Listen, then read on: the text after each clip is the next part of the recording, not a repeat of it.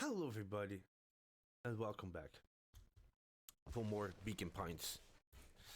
Let's continue. Chapter 3.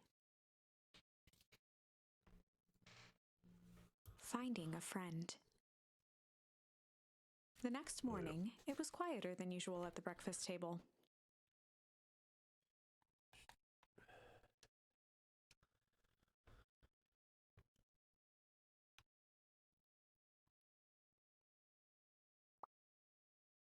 Only the sound of silverware and chewing interrupted the awkward silence.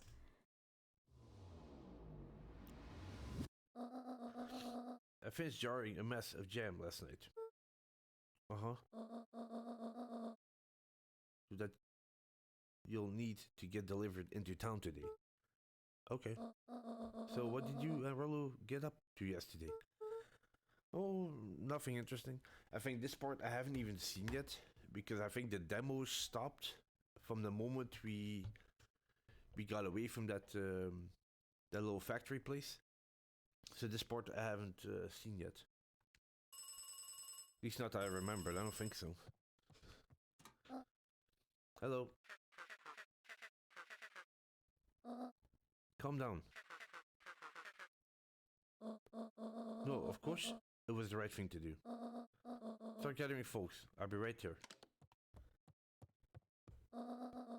Are you sure there isn't anything you want to tell me about yesterday? Anything I want to tell you? Not really, we just sort of ran around a bit. Gran's brow furrowed. She let out a long sigh. Her voice was quiet and even. I have to go take care of something. You are to stay in the house for the day. Under no circumstance are you to leave. What? If I'm not back by dinner, there's stew in the icebox. But nothing. You are to stay here, understand? Yeah. Say it. I'll stay here till you get back. Good. I'm probably not gonna stay. Well, that was strange.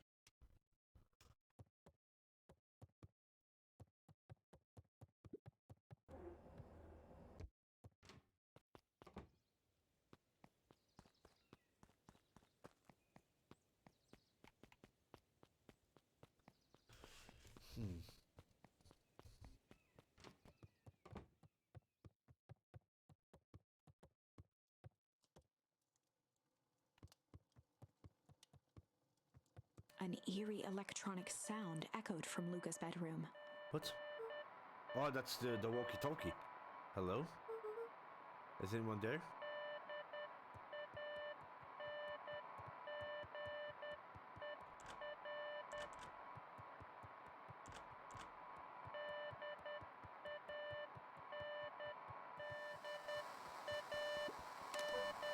Hello?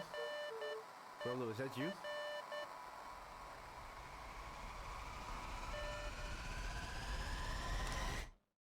What the hell? Over? Strange. Luca glanced at the now silent walkie-talkie. He wasn't sure what to think.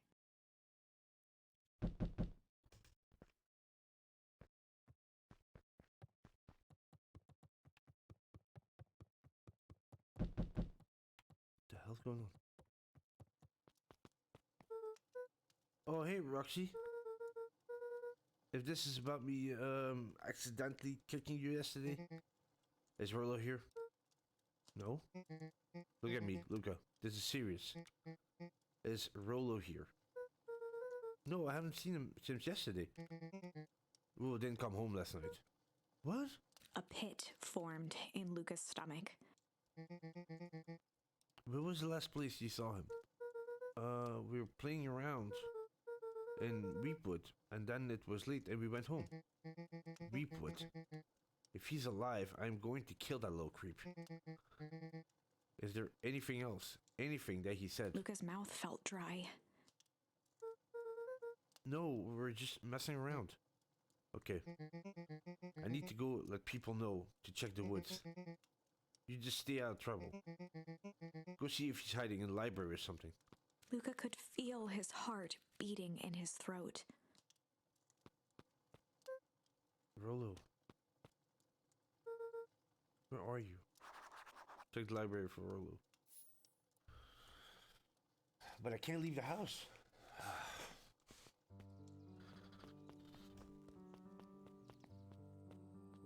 No, wait, it's this way.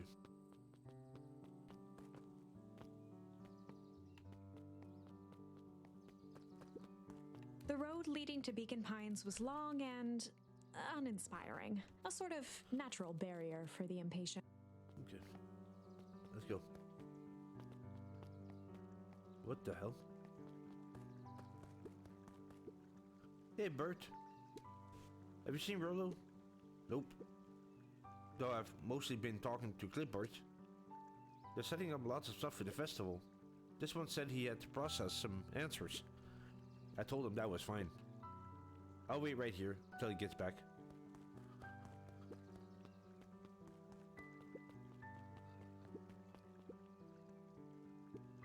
Hey, Miss Sinclair. Mr. Sinclair continued snoring and lifted one eyelid just enough to see who it was, a tactic he often used to avoid undesirable conversation. Yo, Miss Sinclair. Don't you see I'm sleeping, boy? How's the napping today? Crummy as always. Used to have a perfectly nice view from here. Yeah, right, I've seen this one.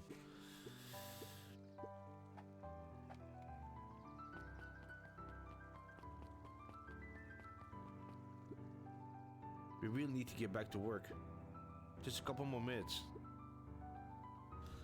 If Roxy said she will be here, then she will be here.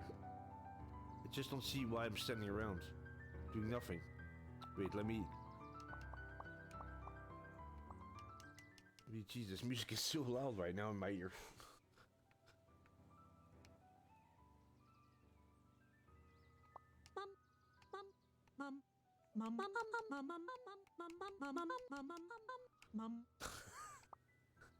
Okay.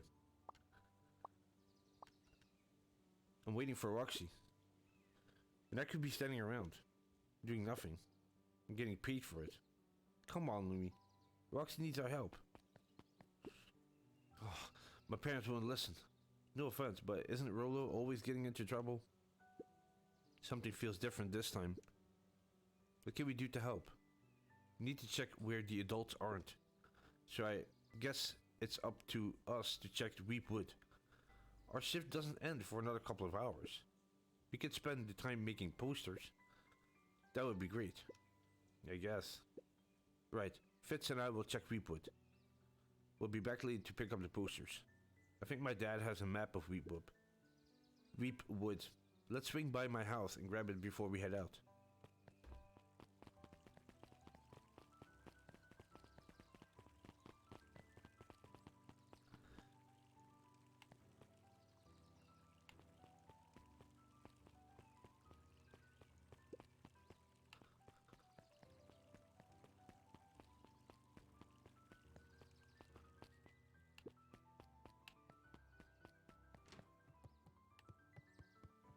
Kato volunteered at the library during the summers.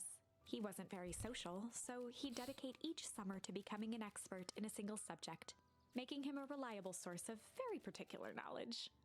If you were to ask Kato something he didn't know, he'd escape into the dusty old bookshelves and return with just the right thing.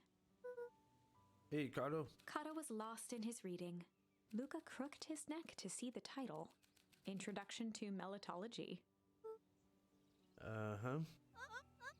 Oh, hey, Luca. You snuck up on me. Good book? Don't know, just started. He gestured to the shelves. I'm really running out of books I haven't read yet. So now it's on to the wonderful world of bees. Turns out bees are pretty cool. For instance, did you know that around 70% of bee species actually live in underground tunnels? Or that if there are two queens in a hive, they will fight to the death for supremacy?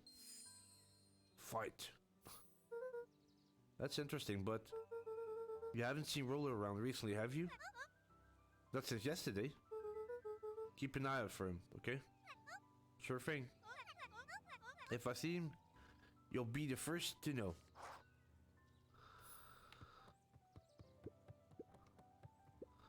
Hey, Jace. Oh, hey, Luca. Did Rolo come by? Nope. I was actually pretty surprised. He's usually here early on days when a new issue drops. Rolo's the biggest Hank Atomic fan I know. Besides myself, that is. Well, if he does swing by, tell him to meet me at you know where. I don't know where. No, he knows where. Oh. Roger that, Space Cadet.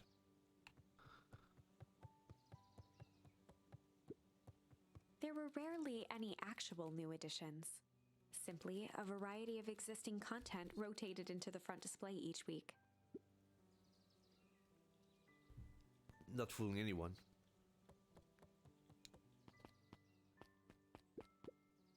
What sort of monster puts candy behind a locked door? Oh yeah, Mr.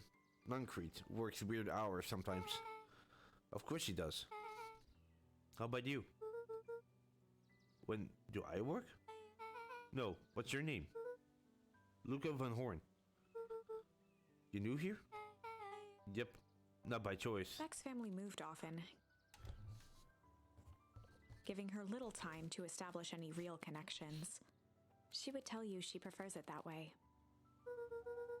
I'm looking for my friend Rolo. He didn't come by last night. So he's missing? I guess so.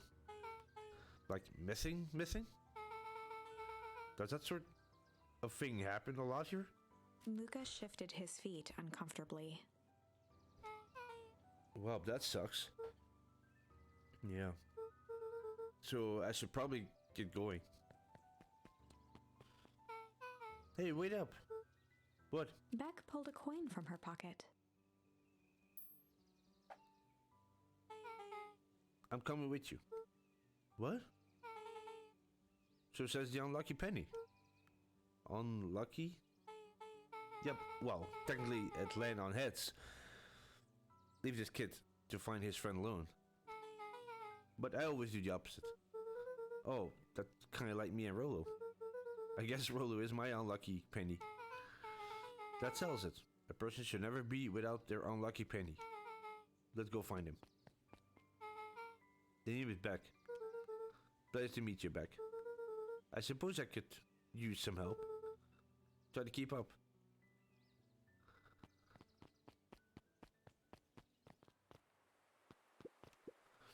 Joey, have you seen Rolo around? No, sorry, Luca. I've had my eyes in the dirt looking for beetles. I can't seem to find any. He never came home last night. Do you think it's because it's been colder than normal? I don't see why that would have anything to do with Rolo. No, the beetles. Do you think the temperature confused their... I can't pronounce that word. Circadian rhythm or something? Who's to say? I'm not a betologist. Just keep an eye out for him, would you? Of course.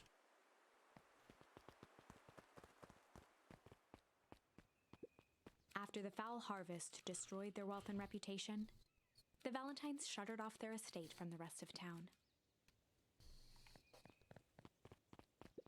The Valentine mansion loomed over every other building in town, both figuratively and literally.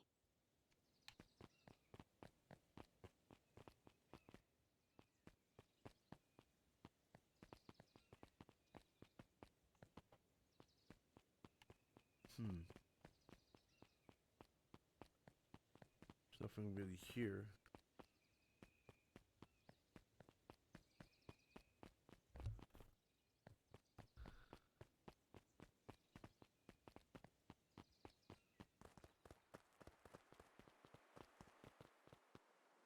Oh, they closed it down. Dang, they boarded up the way in.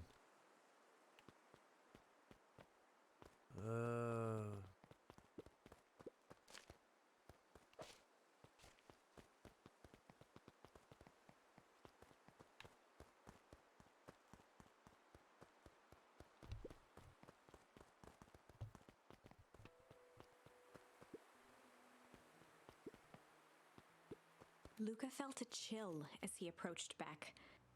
Her eyes were locked on the strange green liquid.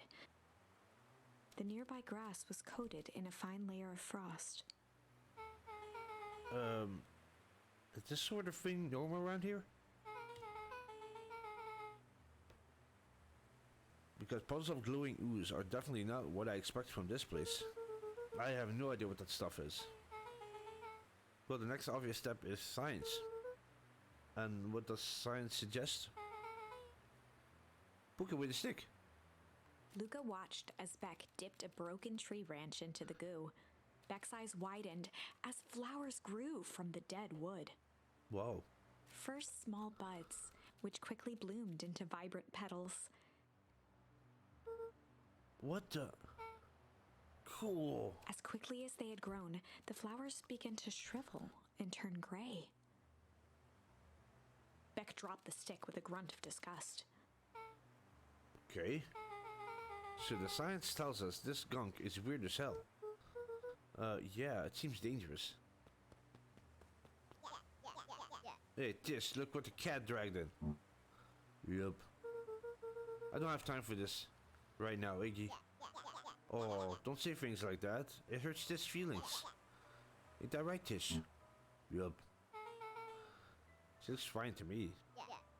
Well, hello, I don't think we have been properly introduced. Iggy's the name. This is my compatriot, Tish. Yup. You've probably heard of us. Can't say I have. I'll forgive you, just this once, on account of you being new around here. Why would you hang out with this dud? He seems pretty alright. Iggy, would you have to be so... you? Has he even told you that his parents skipped out of him? Shut up. It's true. They got tired of having such a pathetic kid. I left him. Iggy, I'm only gonna say this one time. Don't talk about my family. Well, look who's grown a backbone now. That girl's around. First his pops croaked, then his mom finally couldn't take it anymore and bounced. Oh crap. Iggy took a step towards Luca, his sneer lit by the glowing puddle. Beck could see tears welling in Luca's eyes, his fists clenched. Some things about Beacon Pines were very different from the city, but a bully from a hayseed town is really no different from a city bully. Beck took a deep breath and thought. Well, time to bust out the strange. Well, time to bust out the strange. Alright, Luca, looks like you need a little mud bath. What's wrong with you, new kid? We're about to pound your friend. Beck stared in silence, the only sign of life being the twitch of an eye. It's weird when people don't talk. Yup. Stop being a weirdo. Hello? Are you some kind of wackadoo? Makes sense, wackadoos travel in packs. A dot. At the sight of Iggy taunting Beck, something in Luca snapped. Iggy's smirk shifted to a look of shock as Luca launched himself into his stomach. Ah! Iggy's clothes were drenched in the glowing ooze. You jerk. My clothes are all ruined. I'm gonna... Iggy's voice began to slur as he struggled to get up.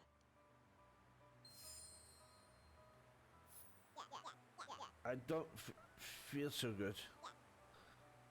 What? Oh! I'm sorry, I just... Oh shit! Yup.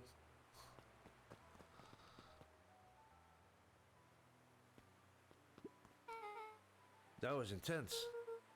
Iggy's gonna be okay, right? Nothing about this seems okay. The person at the warehouse. This strange ooze and what it did to Iggy. Was Rollo caught up in all of this? We have to find Rollo. You took the words out of my mouth.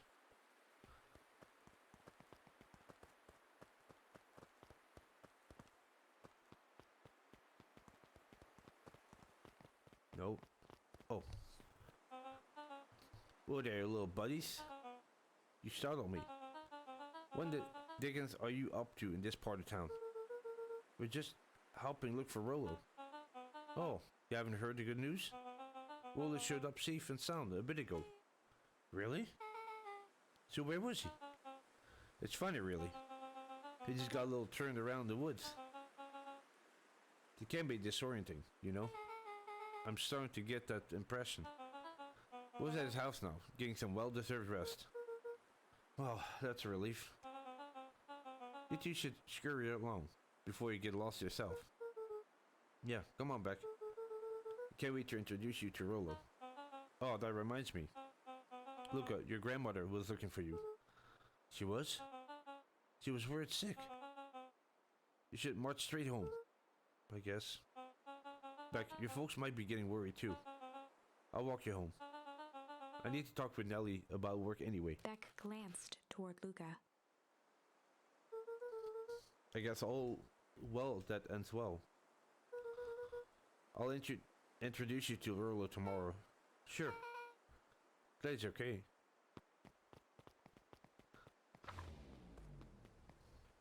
Rollo was safe. A wave of relief washed over Luca, which was quickly replaced by a sense of dread. Gran is going to kill me. If he hurried, he might just make it home before sundown. Chapter 4. Our harvest awaits. Luca took a deep breath and gingerly opened the door, steeling himself for Gran's wrath. Gran? I'm home. Everything's fine. Gran? Gran? I know I wasn't supposed to go anywhere. I was just helping look for Rollo. She's not here either. Gran? Roxy came over. She was worried about him. So I figured you wouldn't mind if I helped look for him.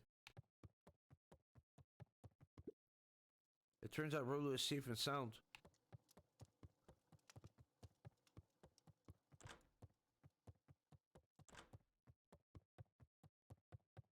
Luca was alone.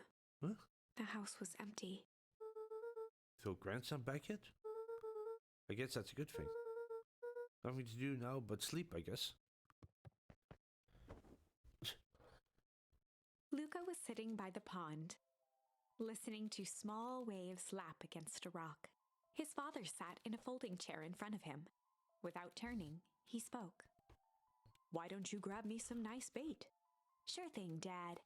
Luca hopped over to the tackle box and popped open the lid. Inside was a rolling, buzzing mass. "We're fishing with bees?" Luca's father gave a warm chuckle. "Well, Chuckle. you catch more fish with bees than honey. Pick us out a good one." Luca closed his eyes and plucked out a bee. He could feel its wings struggle between his finger and thumb.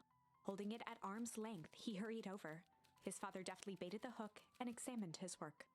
"Interesting choice." With a practiced flick of the wrist, the line buzzed in a graceful arc. The water accepted it without a splash or ripple. "The wrong choice, but I respect it." The pond began to freeze over. "Sometimes we gotta make the wrong choice before we can make it right."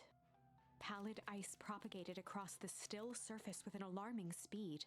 Luca scrambled back as the ground beneath him turned cold. "Dad, I don't understand." "Sorry, kiddo. Understanding isn't always part of the deal." The relentless ice shot through the fishing line toward his father. "Dad, look out!" His father casually wound the reel. "None of it's your fault, you know. Never was." "Dad, we have to go!" Luca grabbed his father's shoulders, trying to pull him away. "Please, you have to run!" The ice crackled as it spread across his father's hands. "That's the thing about fishing, Luca." His chest began to crystallize. "You toss your hook in, and you never know what you're gonna pull out." A shock of searing cold ran up Luca's arms. He gave one last desperate tug. The chair tipped backwards in a single frozen mass. Luca tried to stop the momentum, but it was too late. He watched the icy form of his father slam into the hard ground, shattering into 1,000 pieces that crowded around his feet. Dad, I don't understand. What does all this mean?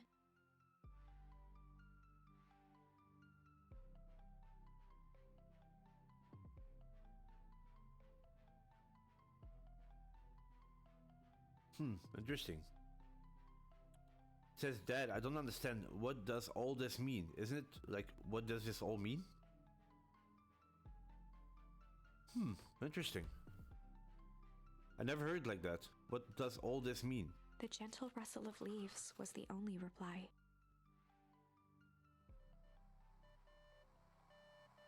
The walkie again? Luca's eyes struggled to focus on the walkie-talkie. Rollo?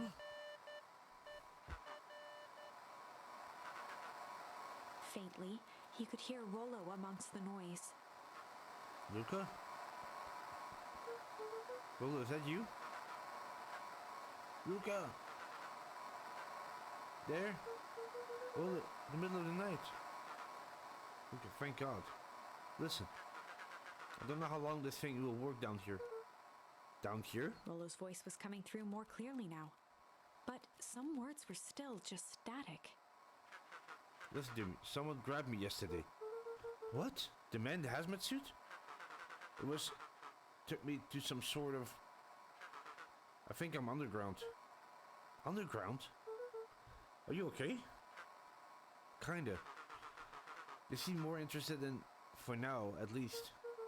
Mr. Kerr said you made it back home safe. Kerr, no. He's lying? Hold on, someone's coming. The signal went silent. Oh, because people didn't know about the walkie-talkie that he had. Rollo? Rollo, where are you? Luca held still, waiting for a response, his pounding heartbeat marking the passage of time. Okay, I think they're gone. Getting worse. I can barely hear you. Rollo's voice began to fade. Losing signal. Not much time. Mission control. You need to... The treehouse. The treehouse. With that, the signal died for good. What's he trying to see about the treehouse? What's at the treehouse? The antennas. He wants me to use the antenna in the treehouse to get a better signal. Rollo, you're a genius. Luca grabbed the walkie-talkie and sprinted to the treehouse. But what happened to Gran? In the treehouse. Okay. Was it this? I don't remember where the treehouse was actually. Oh, I can't go this way. Okay. Luca heard a group of footsteps approaching. He dashed behind the bushes to avoid being spotted. Let's go. Okay. So, we all understand our roles? You can count on me. I still think we need more time. This wasn't the original plan. Mr. Tolliver paused, shifting his eyes to one side. We're all in danger now. I, for one, refuse to sit idly by while that danger persists. Hiram, you just keep your wits about you. Mr. Tolliver took one long, quiet breath. You're right. You can count on me. I just wish we could have made that deal with Harris Valentine. Her resources would have still come in handy. As I said, I had no time to contact her after your call this morning. Plans change. How's Luca holding up? He's fine. We shouldn't lose sight of the fact that this is all... I know very well what all of this is for. We have no choice. Operation Sparkplug has a new objective. Are we in agreement? The three shared a determined look. Good. Well, we convene after the festival.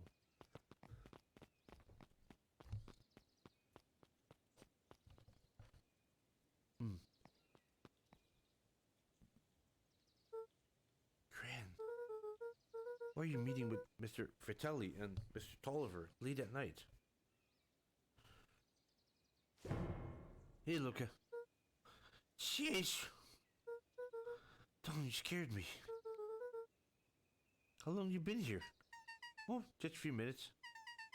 Earlier today, I saw Mr. Tolliver and your Gran enter the diner together. When my shift at the newsstand was over, they still hadn't left. So I used the greatest tool of any inventive investigation reporter. Time. When they left, I tailed them here. What do you think they're up to? Whatever it is, they seem organized and determined. They mentioned the festival. Yeah, I heard that too. Has your Gran been doing anything different recently? Anything strange? She got a phone call this morning and rushed out the door. A call from Hiram Tolliver, it seems. She was either furious or terrified. No, both. Luca, be careful out there. I think we might be in the middle of a scoop of a lifetime. I will. Aren't you coming out? Nah, I'm gonna stake out here a bit longer. See you, Luca.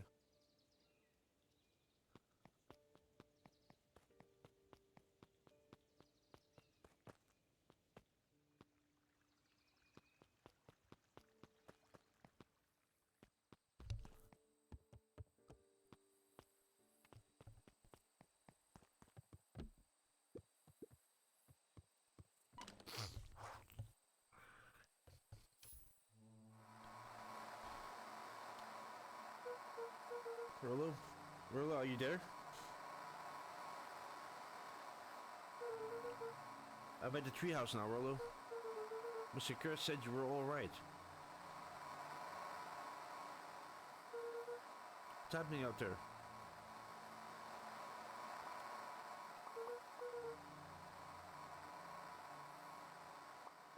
I'll lower it a little bit more because it's really loud. Jesus.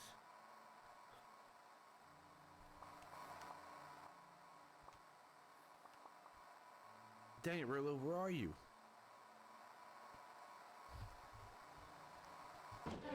What the? Who's there?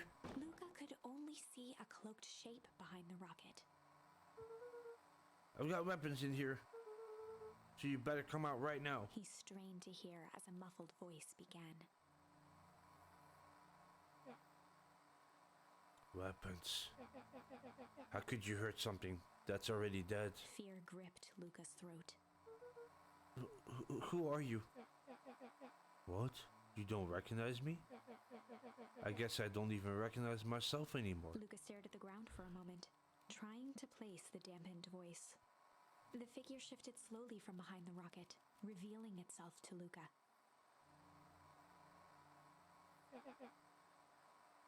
I'm a monster. And now they hunt me like the beast I am. Iggy? Luca reached over empathetically. Iggy's tone jolted to dejected anger. Don't touch me. This is all your fault. Luca slumped to the ground, overwhelmed by guilt. I'm so sorry. I didn't mean to. I lost control. So you couldn't control yourself for a second. And I get to be like this forever? There must be a way to fix this. Oh, you're gonna be my savior? Perfect little Luca saves the day? With this positive attitude and the power of friendship? None of this matters. There's no time. They're after me. They chased me all through the Weep Wood. I only came in here to hide. Hide from who? Who's after you? Luca. Rollo? It's not safe, Luca. Rollo, where are you? The treehouse. I'm at the treehouse, Rollo. Where are you? No, Luca, the treehouse isn't safe. They said they were going to the treehouse. I was trying to tell you to stay away from the treehouse. Who said they're going to the treehouse? The clipboards.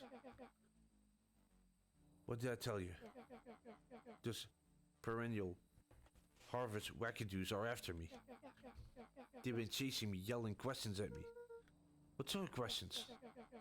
They were saying the same stuff they always do. But different now. Let's ask him what. Oh, maybe that company is involved with the hazard stuff. We're gonna figure this out, Iggy.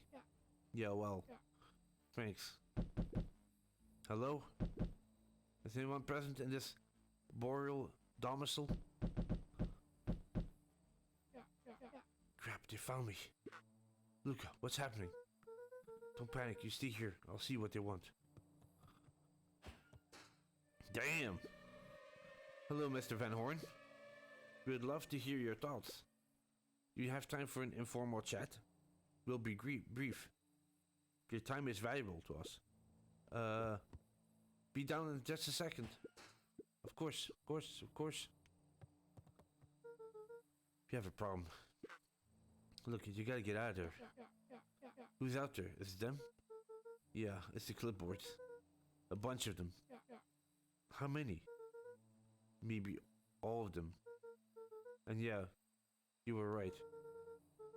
They're saying the same stuff, but with a creepy knob cracked it in. Might young Iggy be present? We would love to hear his thoughts. Run! Iggy slumped to his knees.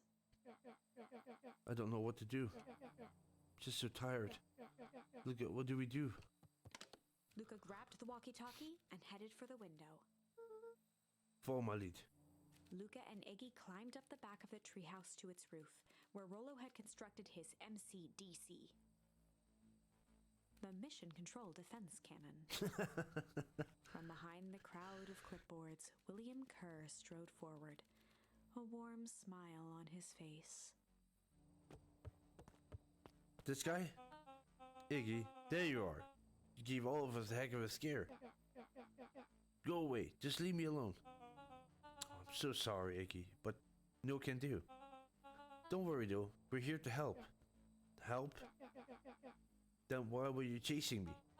Luca, can you talk some sense into your pal here? Just look at him, he's not well. What's wrong with him? What did that gunk do to him?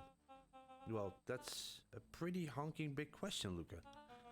All you need to know is that he's sick. He's real sick, Luca. I just need you to let us up there and take care of him.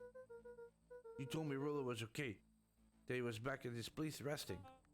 He is. Poor fellow just got a little lost. That's a lie. That's a hurtful thing to say, Luca. I thought we were buddies. Why?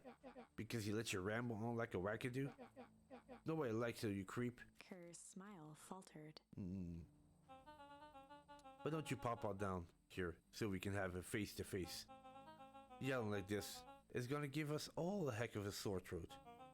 And who wants that? Luca's grip tightened on the MCDC. What did you do to Rollo, you liar? Well, shucks, Luca, the only tiny fib I told you was that he was at home. He is resting and he is perfectly safe. For now, at least. What happened to him next is up to you, Luca. Look around. You're in quite a pickle. I am the only person in the whole wide world who can save you. You can get to decide how this ends. Luca's mind raced. He was caught in a trap. What do you do when there's no hope? You fight. He wiped his cheeks with a sleeve. What are you gonna do, Luca?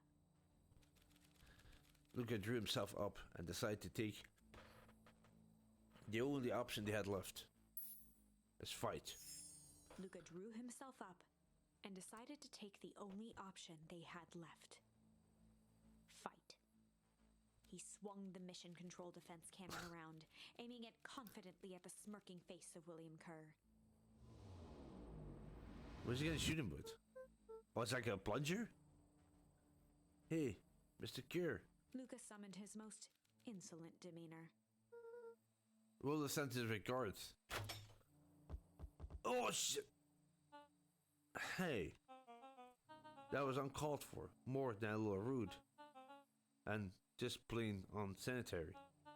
Look, I really did think we were good pals. What a shame that come to this. Kerr turned his back on the two boys.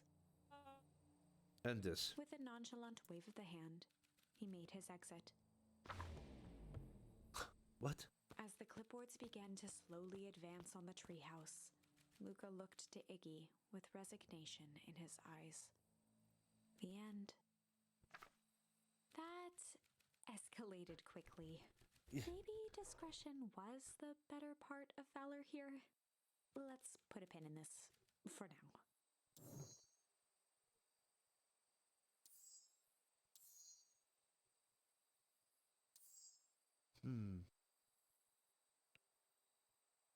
So,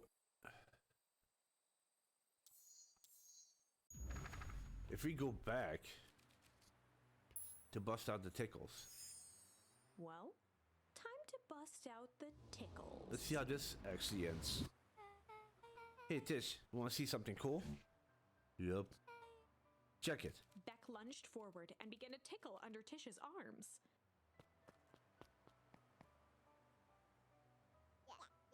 What the? She's tickling you. Yup. Yup. Yup. Tears began to form in Tish's eyes as she gasped for breath between gales of laughter. Yup.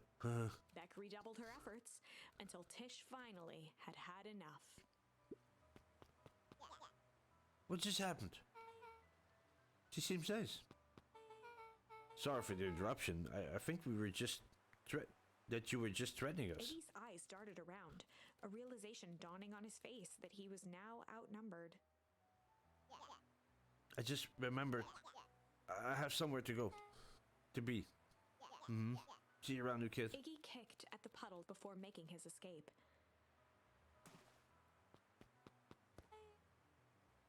Whoa. What a little creep. Beck, I think you got a little ooze in your hair. Beck shook the ooze out of her hair as best as she could. Is it bad? It depends. What are your feelings of having a more mature, refined look? Oh, God. Chapter 4, The Best Policy. Luca paused for a moment, catching his breath. He'd only just met Beck, and somehow he already managed to drag her into this mess. Hopefully he could make it up to her. But finding Rollo was his primary concern.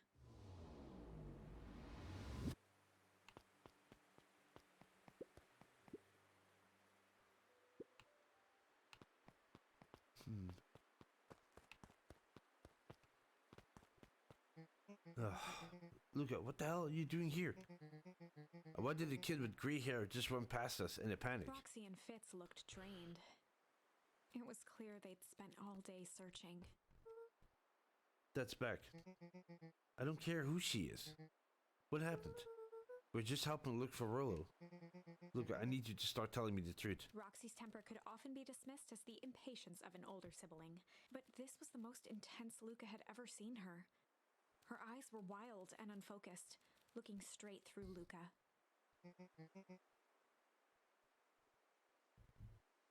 We're running out of time. In a torrent of rambled words and tears, Luca broke down. Rollo and I weren't just playing in Weep Wood yesterday. We're investigating lights at the old Valentine warehouse. But someone was there in a strange suit. And we hid in the dumpster and we had a heavy bag drop on us. And I think it was a body. And so we ran, but we got split up. And I ran home. That's all my fault. And now my best friend may never come back. Wow. Just wow. Roxy, still exhausted and angry, softened briefly as her eyes hunted the ground in thought. With a determined sigh, she looked up at Luca. It's not your fault, Luca. Well, it's gonna be okay, I promise. Roxy drew herself up. I'm gonna fix this. Luca, go home. But I wanna help.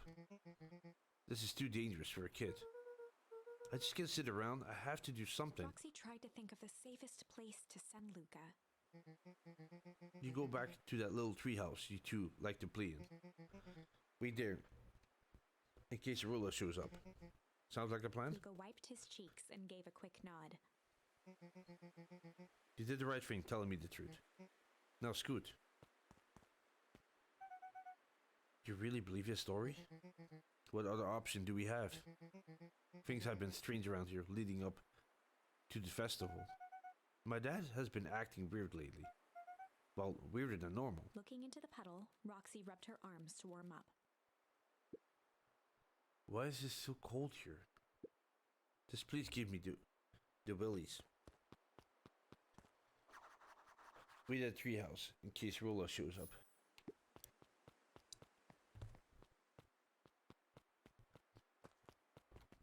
Mr. Nuncreed jumped with a start. Whoa, don't sneak up on an old fella like that. Sorry. Who are you talking to? What? Luca motioned to the phone booth. Oh no. I was just checking because I thought I heard it ring. But the dang thing never does, of course. Yeah, I've never seen anyone use it, really. The whole thing's a waste of money, if you ask me. Any word of Rollo yet? Not yet. Long time for a boy to lose his way. Everyone knows these woods too well to get lost. I suppose you're right. Silly boy's antics have this whole town worried sick. Antics? We all know Rolly likes to play his little pranks. You think this is a prank? What other possible explanation could there be? He's not playing a prank, and he didn't get lost. Someone took him, I knew it. How would you know that? Unless... Luca, is there something else that you know? Mr. Nuncreed gently placed one of his substantial hands on Luca's shoulder. Dang it, boy. If there's something you know, something that could help your friend, you need to tell folks. Luca peered up at Mr. Nuncreed. Kind eyes warmed a stern face. There was a deeper emotion hiding beneath it all. It was subtle, but Luca could sense something eating away at him.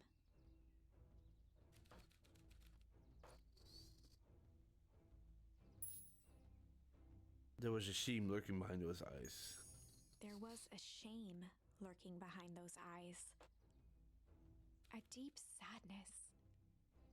If Mr. Nuncreed was that worried about Rollo, maybe he could help. Yesterday, Ro and I were messing around at the old Valentine warehouse. Mr. Nuncreed raised an eyebrow. Both of you? You were with Rollo when he went missing. Not exactly. I was hiding in the dumpster. The dumpster? What were you doing in there? At first, we were just looking around. Then someone in a strange yellow suit came and dumped something on us. We both got scared and ran. That was the last time I saw him. You got scared by some garbage? Well, that's why you don't go skulking in someone's dumpster. But it wasn't garbage. I think it was a body. I'm sure it was just some trash. No, there was a name tag. It said Deep Engineering. Mr. Nuncreed's shoulders slumped. I wish you wouldn't have said that. A deep sigh bellowed from his chest. Why did you have to? I tried, Luca. God knows, I tried to keep you safe. Luca attempted to take a step back, but Nuncreed's hand clamped down on his shoulder. But you Van Horns just can't help yourselves, can you? We're all so close to being done with this. With a firm shove, Nuncreed manhandled Luca into the phone booth. What are you doing? It's out of my hands now. The door latched shut with a mechanical hiss. Shit. As Luca pounded the glass, the floor dropped from under his feet. The inside of the phone booth was now a loose capsule plummeting at gravity's whim. What? Luca winced and pressed his hands to the walls. As he braced for impact, the capsule hurried to a surprisingly smooth stop. But it's like an elevator? He felt a cold rush of air and opened his eyes with hesitance. Two large figures in hazmat suits occluded his view. Luca heard the deep, resigned voice of Mr. Nuncreed over an intercom. He knows too much. The end. What the hell's Wait. going on? No, No. this isn't the end. No. I know there's still much more. Somehow this went wrong. Okay, let's try something else. Window to the soul. So we did those ones. Did those. Did those. We still had struggle. And yeah, we still have this one. Oh yeah, here.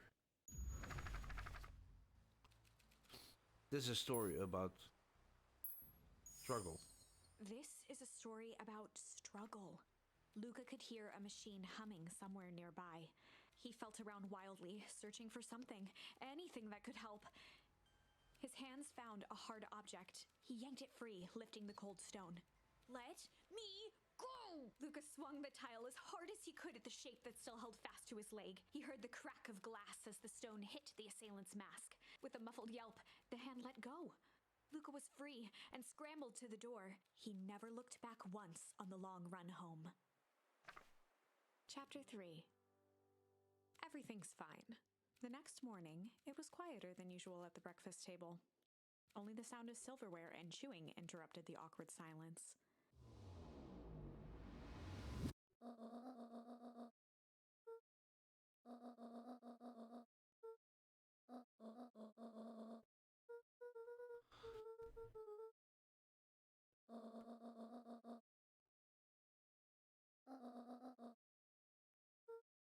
Mm-hmm. One for Mr. Oliver and at the bag and wag. The other for Miss Fratelli at the diner. This is new. Oh, and Mr. Nuncreed. He said he wants some more. I suspect as much. Yes, he seems to have taken a particular interest in my yam. There's some extras in the basket for the enthusiastic gentleman. Just make sure Fratelli and Tolliver get the ones on top. No problem. I'll feed you now, while the day is still young. Oh yeah, wait, here you are.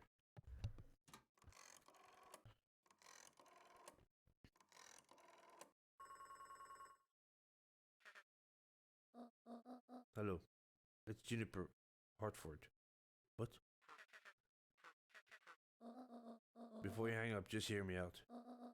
I have a business proposition. The simple matter is we both have the same problem that needs solving. Very well. We can meet tonight.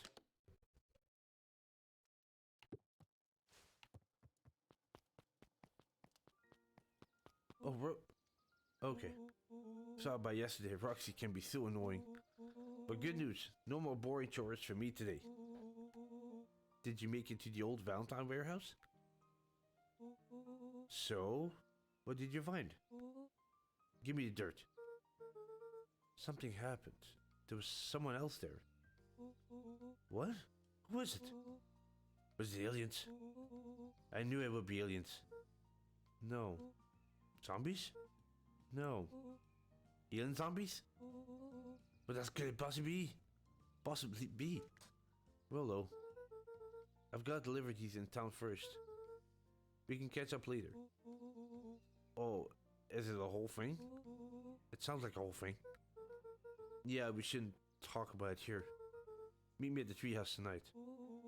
I'm not sure what this treehouse is that you speak of.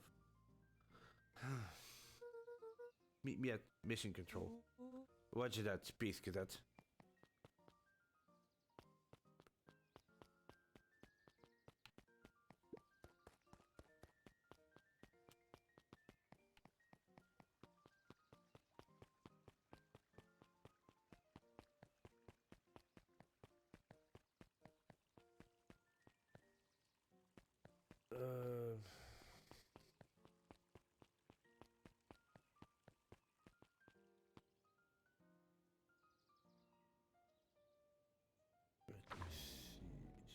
No, it wasn't this one.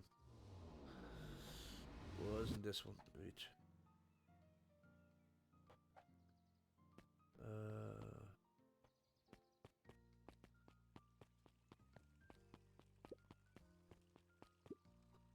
Mr. Wilder, I trust you have time to chat. Eris Valentine, oldest of Sharper Valentine's children, and heir to the Valentine fortune, had a way of making questions seem like demands.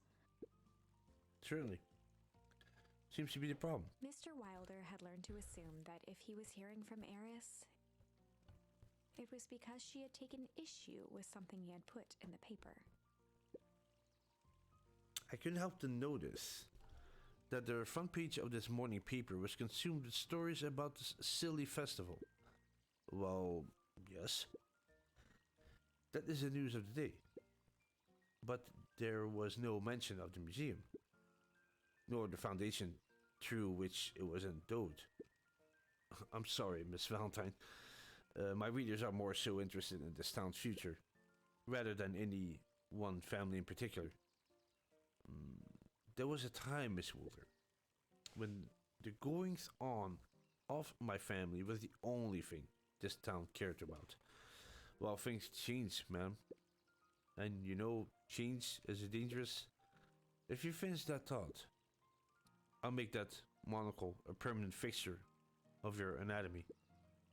My apologies. Good day, Miss Valentine. Did I give you the impression this conversation was finished? Mr. Wilder averted his gaze and began to polish his monocle. Well, good day, Mr. Wilder.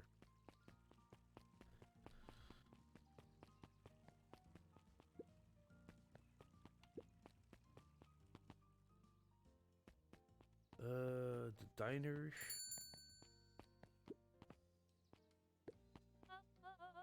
Well, isn't this my favorite little jam runner? Hey, Miss Fratelli. Look at you. She leaned forward and pinched Luca's cheek. Your skin and bones. Is your grand not feeding you? She is. It's just... I understand.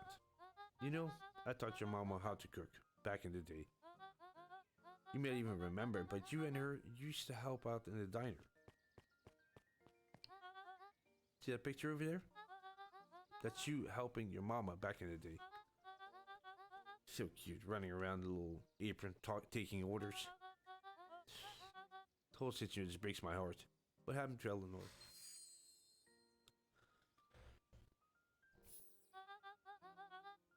I got a feeling she's out there somewhere, yearning to be with you again. Few things in this world can't keep a mother from her Luca son. shifted the basket uncomfortably. Oh yes, let's see here. Mrs. Fratelli lifted the cloth and inspected the jam. Ah, they even have my name on them. How thoughtful. She carefully lifted out her jars of jam. You tell your grand hello for me, Luca. Will do.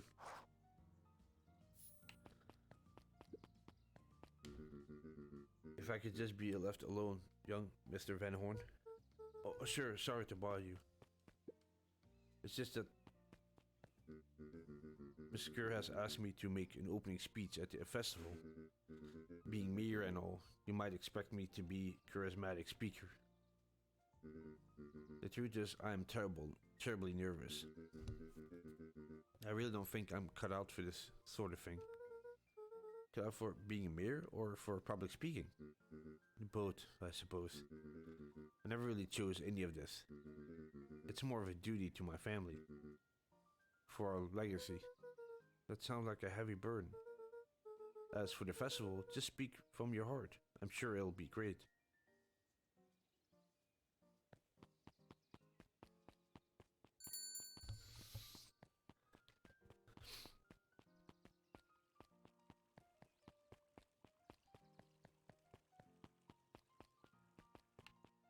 There he is.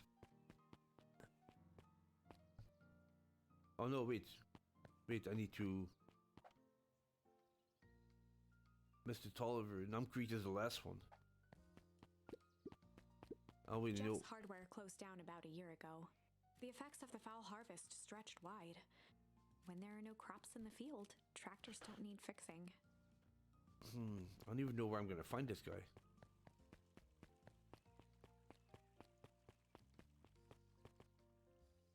Maybe over here? I don't really know. at his counter, Hiram Tolliver was meticulously Here he shining is. apples. More accurately, Hiram Tolliver was meticulously shining one apple.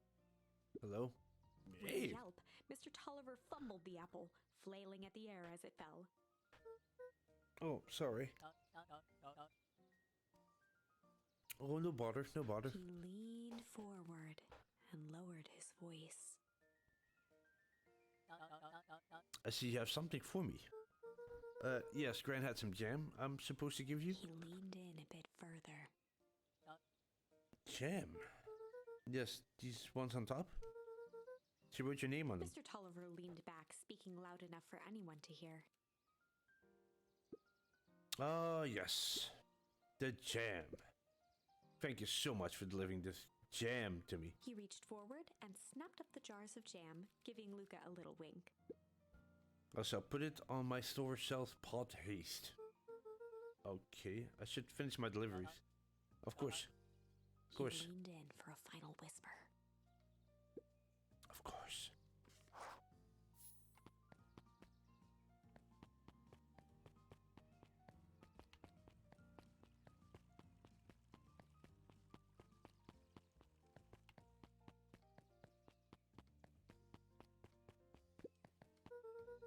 Got some jam for you, Mr. Nancreed. Luca, you seem chipper. Well, aside from being on delivery duty, it's a nice day. Mr. Nuncreed eyed Luca for a moment, then nodded in agreement. I suppose it is. So, do you want some jam? Oh, right. Usually, Juniper drops those off herself. I guess she's busy today. Anyway, it's my last delivery for the day. Oh, in that case, Nuncreed snatched the basket from Luca. I'll hold on to the basket until the next time I see your Gran. Oh, it's Beck. Hey, you. Anchovies or pineapple? Anchovies or pineapple? What? Don't think. Just answer. Pineapple? Why? How old are you? 12? Perfect. Follow me. Who are you? Anyone ever tell you you ask too many questions? Just try to keep up, okay? What just happened? Well,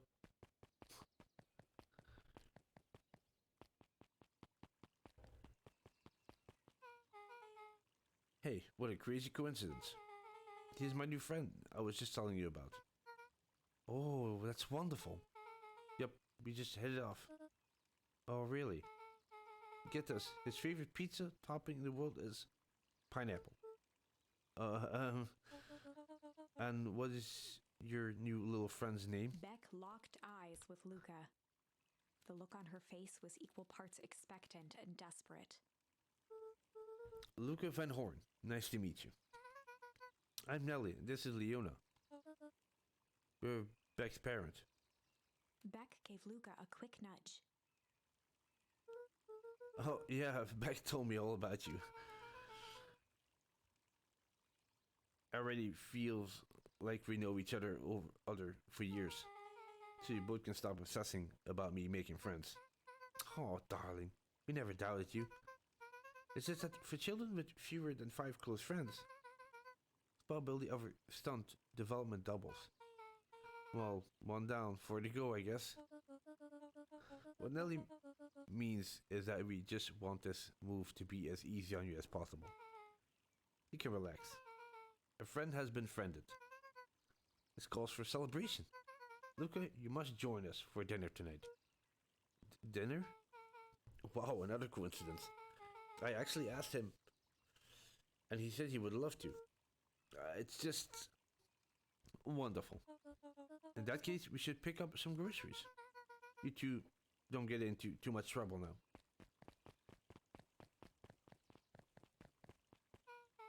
Wow, I can't believe that worked. Thanks a ton. You're welcome? I owe you one. My moms are great and all, but they can be a bit too much sometimes. Our house is a little cottage next to that big mansion place. Wait, you live on the Valentine Estate? Oh, that's the house they live in. Yep, that's the spot. Meet me by the big creepy gate. Don't be late. or I'm back to square one on this whole friends gift. Great, see you there. Be back at the big creepy gate. Okay, guys, I'm gonna stop it here for this stream. Thank you so much for watching. Yeah, a lot of process, a lot of progress. The mystery is slowly increasing in this game, so I'm really excited to see more of it. Probably I will be back with this game on maybe Sunday, I think. Yeah, maybe Sunday or Monday, but definitely this weekend, I think. Anyway, thank you very much for watching. Take care, stay safe, enjoy the rest of your day. I'll see you in the next one. Bye bye.